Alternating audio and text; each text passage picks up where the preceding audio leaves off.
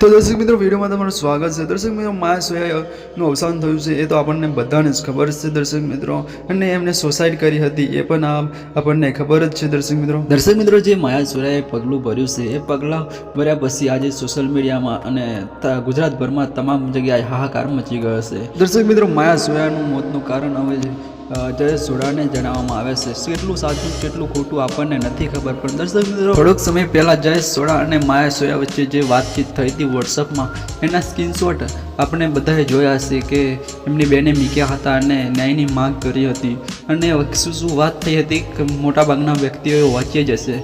હવે શું છે આ તમામ વાત એ તો આપણને નથી ખબર, પણ આજે દર્શક મિત્રો આપણે એમ પણ નથી કહી શકતા કે વોટ્સએપ ચેટિંગ એ જયેશ સોઢાનું જ હતું, કેમ કે આપણને પાસે કોઈ પૂરતી માહિતી નથી દર્શક મિત્રો જયેશ સોઢા અને માયા સોયાના જે લાઈવ પ્રોગ્રામ હતા એ કદાચ તમે બધાએ જોયા। દર્શક મિત્રો આપણે કોઈ એમના લાઈવ પ્રોગ્રામ કે એમના સોંગ વિશે વાત નથી કરવાના, પણ તમને દર્શક મિત્રો શું લાગે છે, જો જયેશ સોઢાનો દોષ કહેવાય કે જયેશ સોઢાના કારણે જ માયા સોયાનું મોત થયું, તો તમે કોને દોષી ઠેરાવો છો? તમારી નજરમાં કોણ દોષી છે?